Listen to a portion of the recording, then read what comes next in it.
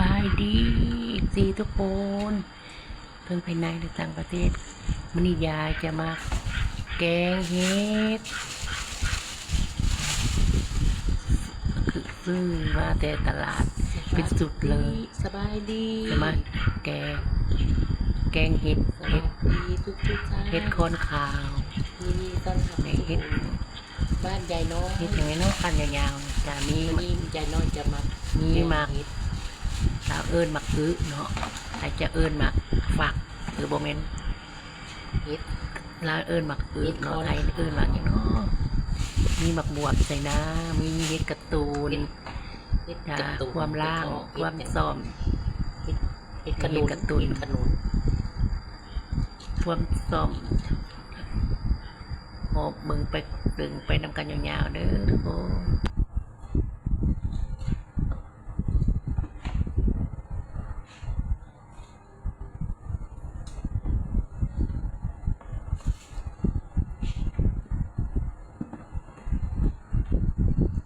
ยายส้มเห็ด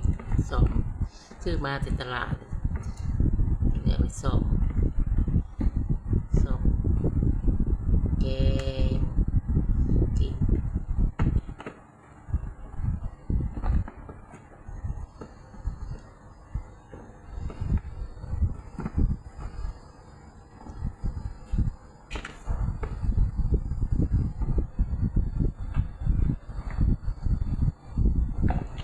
เลือกเอาตัวงามๆก็เอา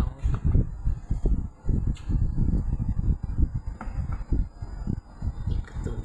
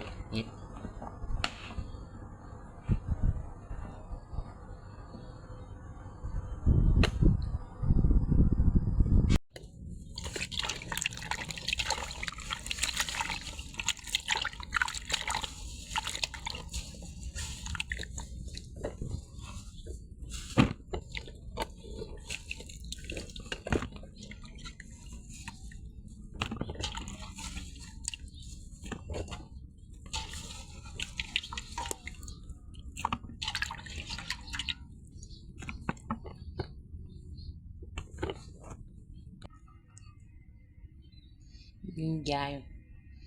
แกงเห็ดจ้าเอาจะนางใส่ละใส่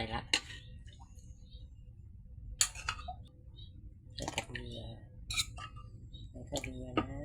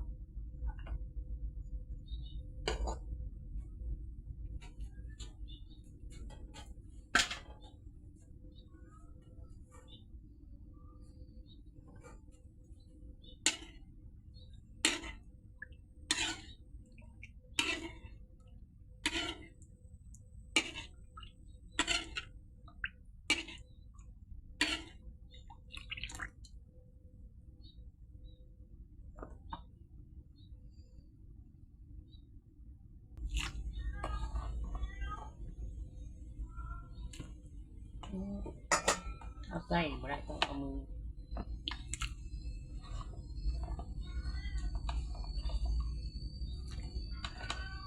อใส่จะถนัดใส่บวงบ่ถนัดใส่บวงยายบ่ถนัดต้องใส่มือ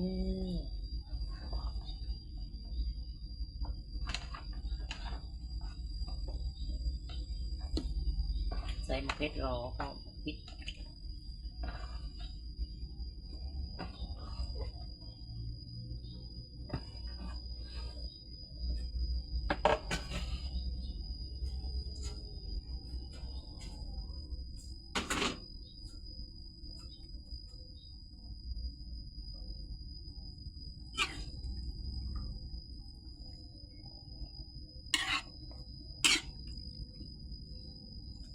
ลืมใส่ปลาแดกก่อนลืมใส่ปลาแดก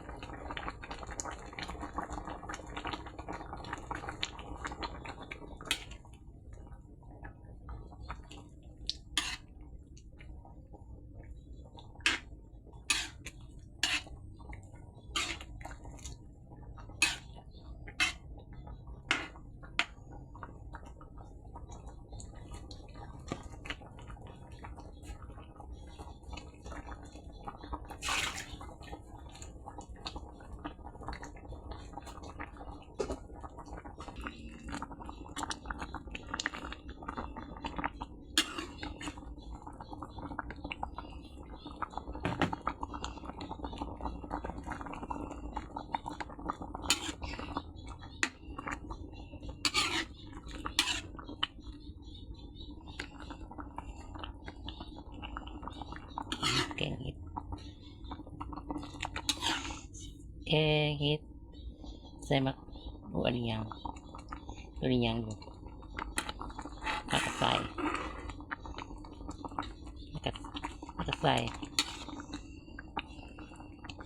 ส่เห็ดขนมใส่หมักฟักทองเห็ดหมักเห็ดหลอโอ้ยแซ่บจ้า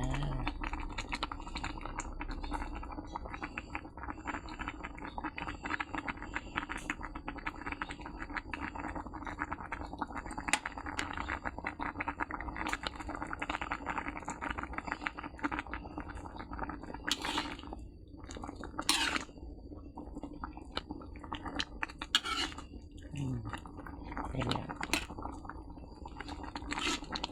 ร้อ